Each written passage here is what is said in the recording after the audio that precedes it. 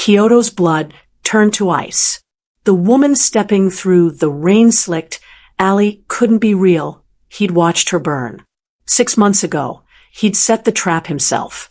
Had his way with her, framed her for his crimes, emptied her accounts, and locked every exit before the flames swallowed the safe house whole. Fumbai Adesher was supposed to be ash.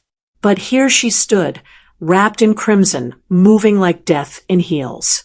The neon glow caught the rain on her face, and the unmistakable curve of her belly beneath the tactical vest. "Miss me, Kyoto?"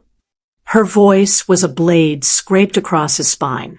His mind reeled. 6 months.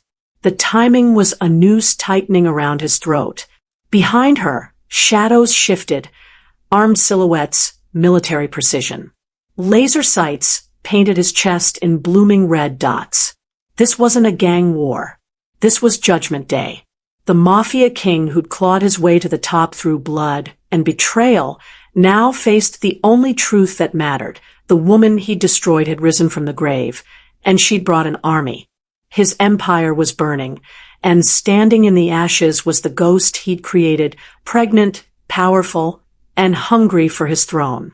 If you are enjoying this story so far, subscribe to the channel right now so you never miss a single second of this cinematic journey. Now, let's get back to story.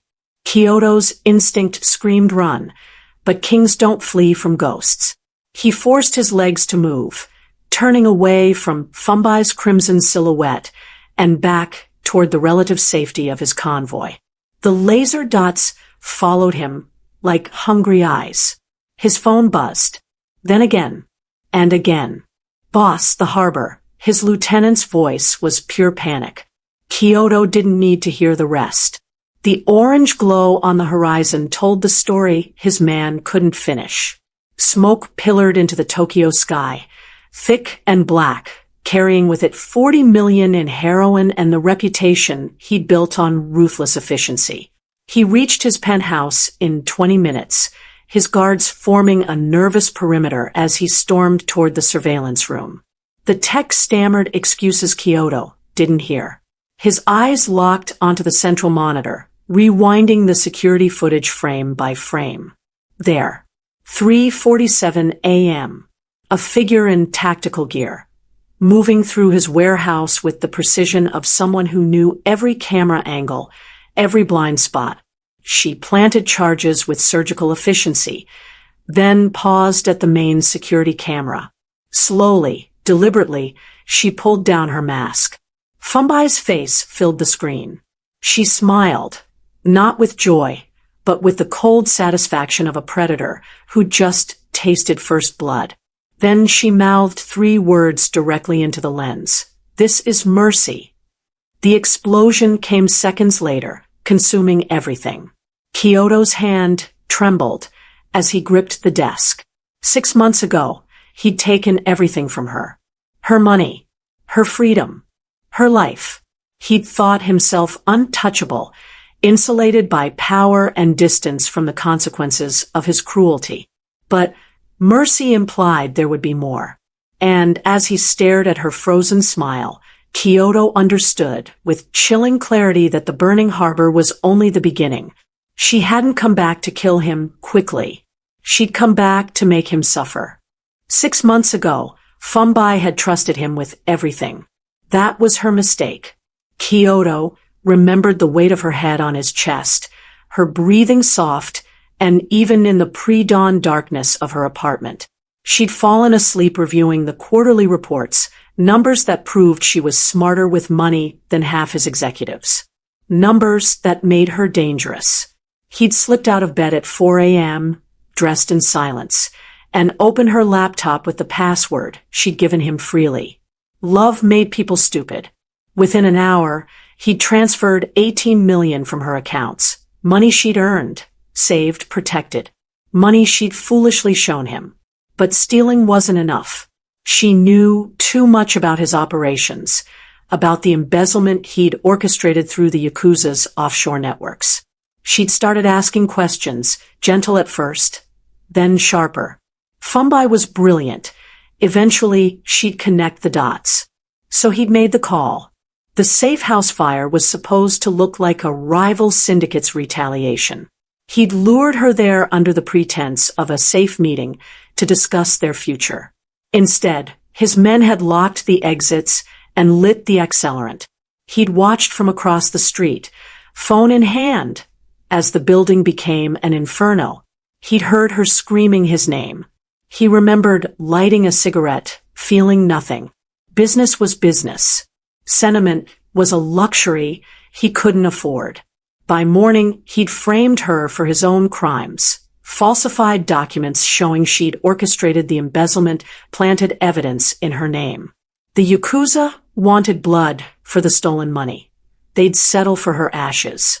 Kyoto had walked away clean. Richer. Untouchable. Except Fumbai hadn't burned. Now, staring at her smile frozen on his security feed, Kyoto realized he'd made a fatal error. He hadn't killed a liability. He'd created a monster. The rain had turned to a downpour by the time Kyoto returned to the alley. He came armed this time, flanked by 8 of his best men, their weapons drawn and ready. But the street was empty save for the neon reflections dancing across wet asphalt. "She's gone, boss." His lieutenant scanned the rooftops, nervously. Kyoto's jaw clenched. Fumbai wanted him to come looking. This was a game, and she was setting the board. His phone vibrated. Unknown number. He answered without speaking. The old textile factory. Shibuya district. "Come alone, or I start killing your men, one by one." Her voice was silk wrapped around steel. "You have 30 minutes. The line went dead. Kyoto arrived in 25, his backup positioned 3 blocks out. The factory loomed like a corpse, windows shattered, walls covered in graffiti. He stepped through the rusted entrance, hand on his pistol. Floodlights erupted, blinding him. When his vision cleared, Fumbai stood 15 feet away on a metal catwalk, backlit like an avenging angel. The tactical vest couldn't hide the swell of her belly. His breath caught. The child. His child. Surprised. She descended the stairs with predatory grace, one hand resting on her stomach. "You should be. You tried to burn away your mistakes, Kyoto. But some things refuse to die." Around her, shadows shifted. Armed figures emerged from the darkness. At least 20, all trained, all focused on him with military precision. "You're carrying my..." "Your what?" "Your heir? Your property." Her laugh was acid. "You lost the right to claim anything the moment you locked those doors." The red dots returned, painting his chest. But this time, Kyoto didn't see a threat. He saw opportunity. A bloodline. Leverage. "We need to talk," he said carefully. "About the baby." Fumbai's smile was a blade. "Now you want to negotiate." Kyoto sat in his penthouse office, staring at the laptop screen with the kind of disbelief reserved for men who'd just witnessed their own execution. The numbers didn't lie, but they made no sense. His Cayman Islands account, empty. His Singapore holdings, liquidated. His Swiss deposits, gone. $43 million vanished like smoke. When he barked at his financial advisor, who stood white-faced in the corner. The transfers started 6 months ago. Small amounts at first, routed through shell companies. By the time our systems flagged the pattern, it was too late. 6 months. The same night he'd burned the safe house. Kyoto's hand closed into a fist. "Who?" The advisor pulled up a series of transactions on his tablet, hands shaking. "The trail leads to a network of military contractors. Private security firms. The kind that don't ask questions if you pay them enough." A cold realization crawled up Kyoto's spine. He'd stolen 18 million from Fumbai. But somehow she'd stolen 61 million from him, and she'd done it before he'd even lit the match. She'd known. She'd known he was going to betray her, and she'd moved first. His phone buzzed. A text from an unknown number. A photograph. His offshore account dashboard. the one he was currently staring at, with a timestamp from 20 minutes ago. Below it, a message. You thought you were robbing me. I was financing your replacement. Every dollar you stole from me, I took 3 from you. Check your Zurich account next. F. His fingers flew across the keyboard. The Zurich account, his emergency fund, the one no one knew about, showed a balance of 0. Transferred out this morning. Kyoto slammed the laptop shut. She hadn't just survived his betrayal. She'd been 10 steps ahead the entire time. The name hit Kyoto like a bullet through glass. Soji, Sniper, Nakamura. His intelligence officer laid the dossier on the desk, photographs spilling across the mahogany surface. Thermal images from the harbor raid. Satellite footage from the textile factory. And there, standing beside Fumbai in every frame, was a ghost Kyoto thought he'd buried 3 years ago. It can't be him. Kyoto's voice was hollow. Facial recognition confirms it. Soji Nakamura. Former Japan Self-Defense Force, Special Operations Group. Dishonorably discharged after you. I know what I did. Kyoto's hand trembled as he lifted one photograph. Soji's face was harder now, scarred along the jaw, but the eyes were unmistakable. Cold. Patient. Lethal. 3 years ago, Kyoto had needed a scapegoat for a botched arms deal that left 2 government officials dead. Soji had been his security consultant, a decorated soldier trying to transition to civilian contracting. Kyoto had planted evidence, fabricated testimony, and watched as Soji's entire life collapsed. Court-martial. Prison time. A dishonorable discharge that erased 20 years of service. Soji had sworn vengeance in the courtroom. Kyoto had laughed. Now the sniper was back, and he brought military-grade expertise to Fumbai's crusade. He's running her tactical operations, the intelligence officer continued. Every raid has his signature. Precision, timing, minimal collateral damage, ghost infiltration protocols. Your men never see them coming because they're being hunted by one of the best operators Japan ever produced.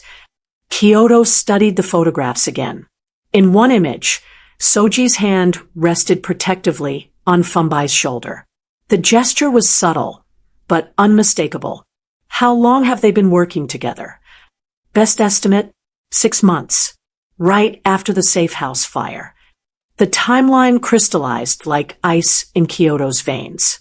Soji hadn't just trained Fumbai's forces. He'd saved her from the flames. Kyoto crafted the message carefully, each word measured and deliberate. He couldn't appear desperate, but he needed her to believe in his sincerity. The child, his heir, was the key to everything. We're destroying each other. This benefits no one. Meet me. Neutral ground. For the sake of what you're carrying. K. The reply came within minutes. Coordinates to an abandoned restaurant in Roppongi, midnight tomorrow. Kyoto assembled his team in the war room. She'll bring Soji and a security detail. We match their numbers, nothing more. I talk to her, gain her trust, and when the moment's right, he gestured to his head of security, a former kidnapping specialist. You extract her. Clean. Quick. No harm to her, or the baby. His lieutenant frowned. And if she refuses to come willingly? She's 6 months pregnant. How much can she fight? Kyoto's smile was cold. Once she's secure, we negotiate from a position of strength. I'll offer her everything, money, protection, a place at my side. She'll see reason. But midnight came, and Kyoto found himself sitting alone at a table in the gutted restaurant, surrounded by the skeletal remains of what had once been Tokyo's finest dining. Fumbai arrived exactly on time. Soji 2 steps behind her, his hand never far from his sidearm.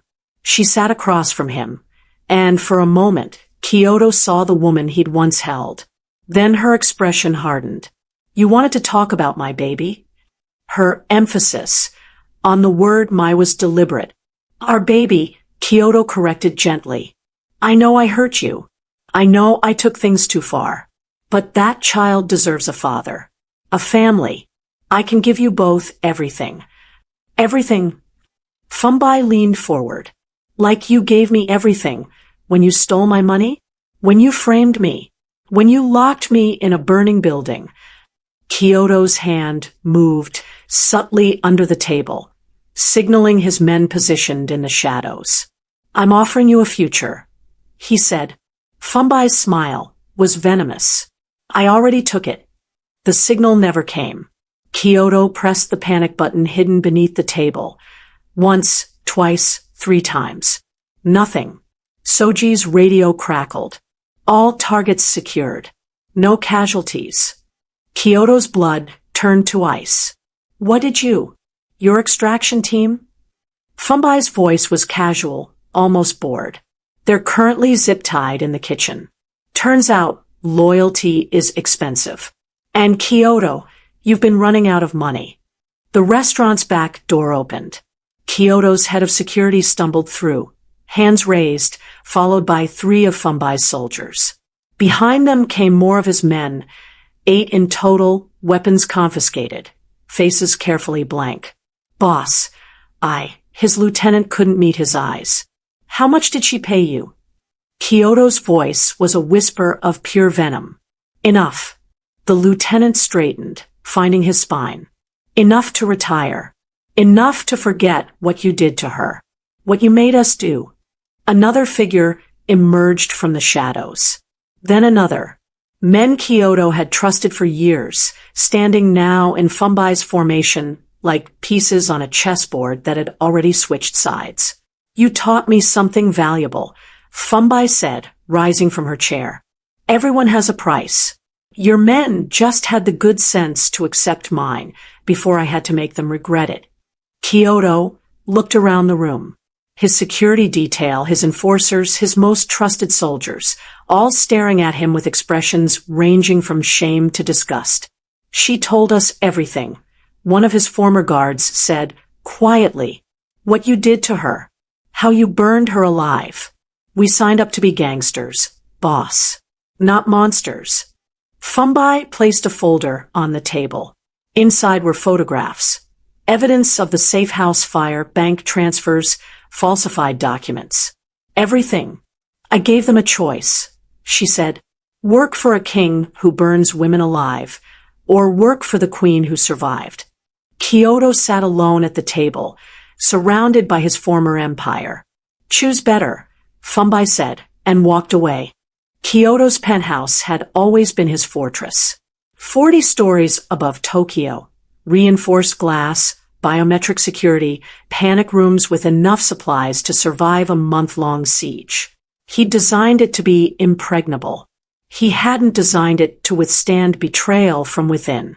The power died at 3 a.m. Emergency lights flickered on, bathing everything in crimson. Kyoto bolted upright, reaching for the pistol under his pillow. His remaining guards. Only 6 now, the ones too stupid or too loyal to take Fumbai's money, scrambled to defensive positions. Sir, we have breaches on multiple floors. The head guard's voice crackled through the radio. They're coming from the stairwells, the elevator shafts. They're rappelling down from the roof. Kyoto moved to the window.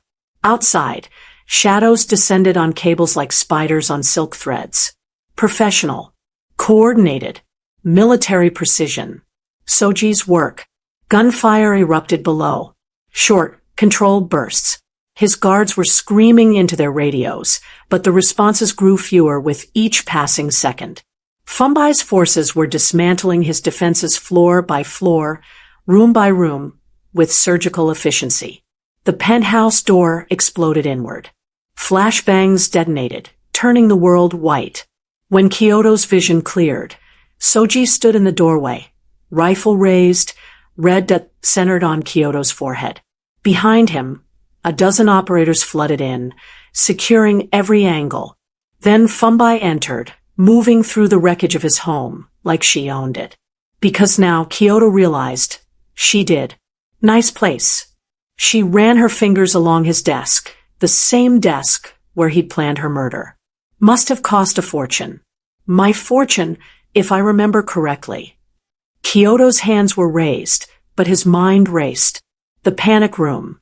If he could reach it, by time, call in favors from the Yakuza families who still— The panic room is welded shut from the outside, Fumbai said, reading his thoughts. You're building security? On my payroll for 3 months. They've been mapping every inch of this place, every secret, every escape route. She smiled. You really should vet your people better. She crossed to the floor-to-ceiling windows. Tokyo's neons sprawl glittering below like fallen stars. You built an empire on fear and cruelty. You thought that made you strong. But empires built on suffering don't stand, Kyoto. They collapse the moment someone stronger comes along. Kyoto's last guard made a desperate move, raising his weapon. Soji fired once. The man crumpled. It's over, Fumbai continued, her voice eerily calm. Your money is gone.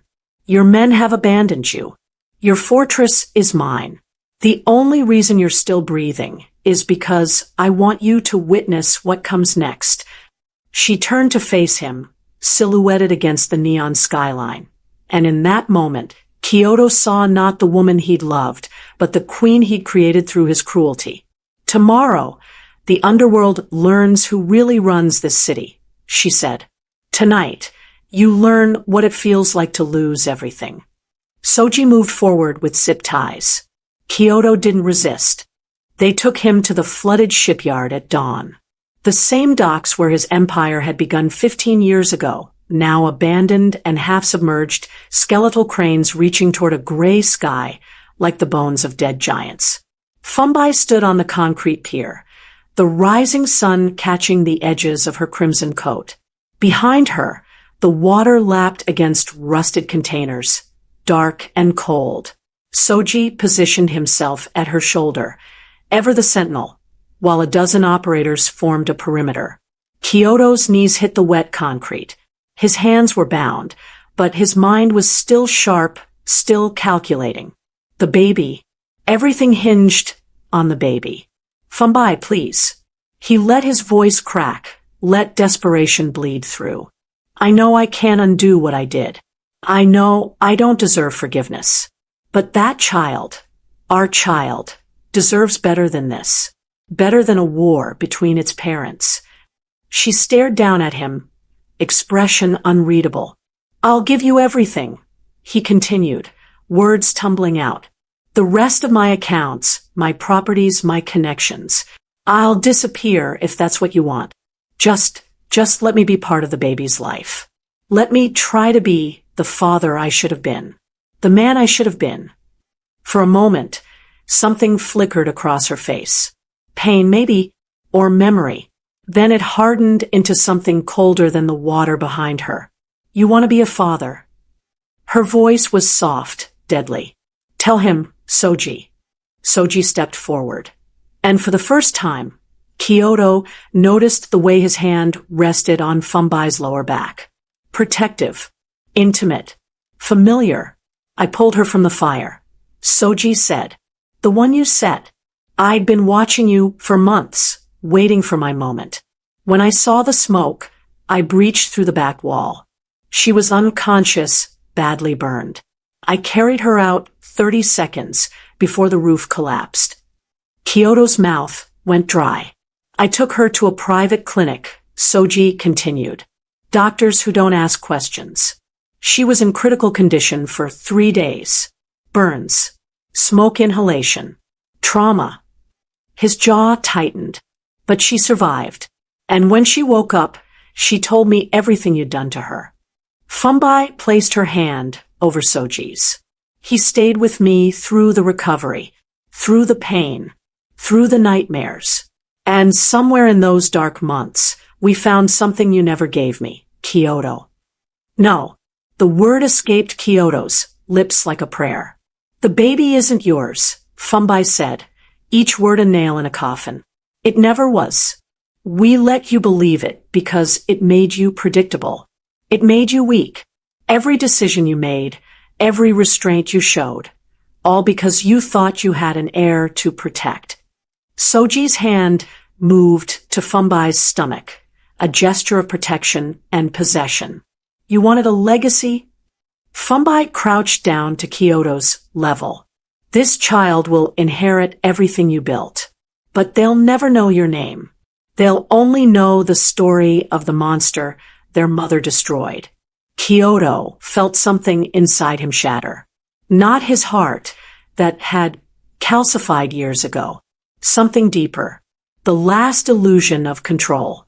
The family you thought you could reclaim, Fumbai whispered, was never yours to begin with. She stood, nodded to Soji. Let him go. Kyoto's head snapped up. What? I said let him go. Cut his restraints. Soji sliced through the zip ties. Kyoto stumbled to his feet, confusion warring with suspicion. I'm not going to kill you, Fumbai said.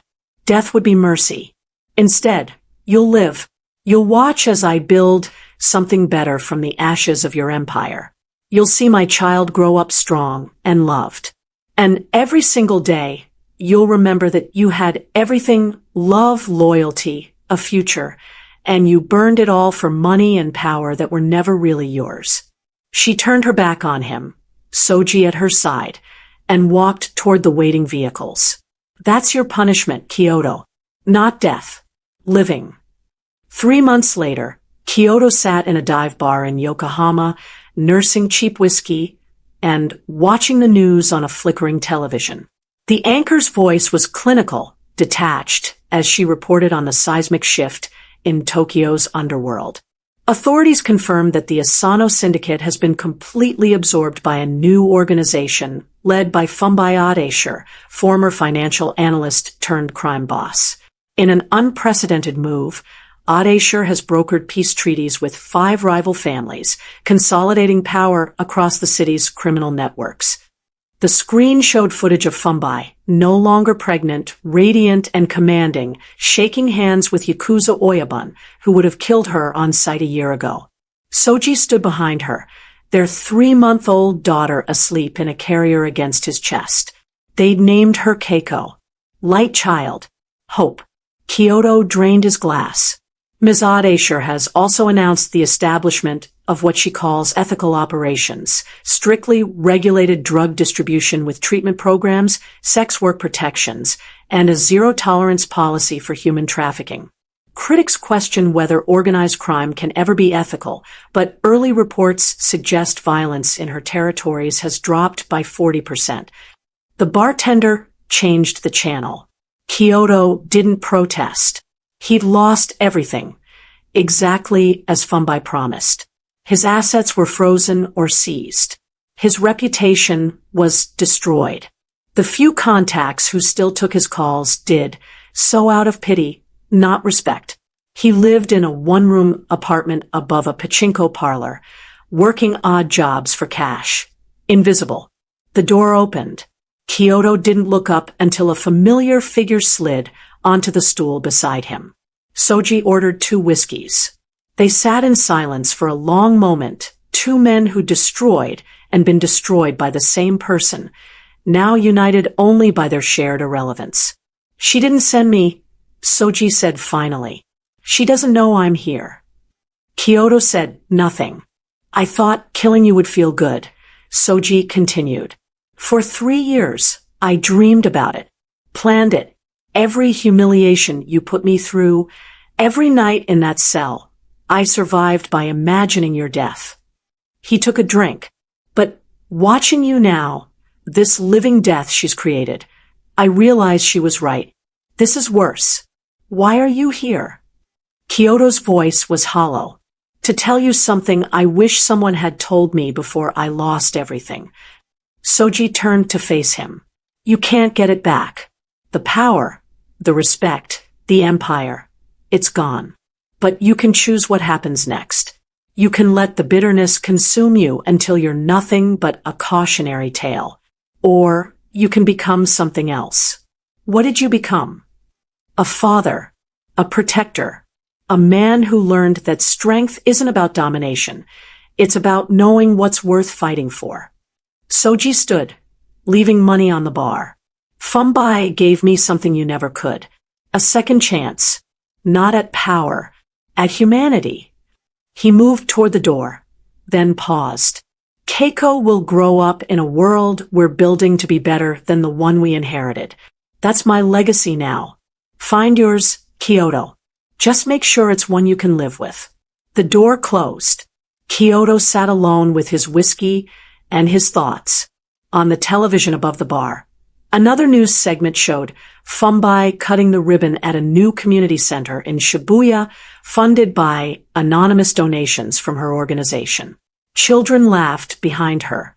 The camera caught her smile, genuine, unguarded, nothing like the cold predator who'd dismantled his empire. She'd won. Completely. Absolutely. But as Kyoto stared at his reflection in the mirror behind the bar, hollow-eyed, broken, anonymous, he realized winning and losing weren't the right words anymore. Fumbai had survived. She'd transformed her pain into power, her trauma into purpose. He had simply existed, consuming everything around him until there was nothing left to burn but himself. The bartender refilled his glass without being asked. Kyoto pushed it away. For the first time in 15 years, he walked out of a bar sober, into the neon-soaked Tokyo night, a ghost in the empire he'd lost. Somewhere across the city, a baby girl slept peacefully, never knowing the monster who'd tried to claim her. That ignorance, Kyoto realized, was the last gift he could give. He turned down an alley and disappeared into the crowd. Another face in the masses, the dethroned king learning what it meant to be human again. The throne belonged to Fumbai now, and she wore it well,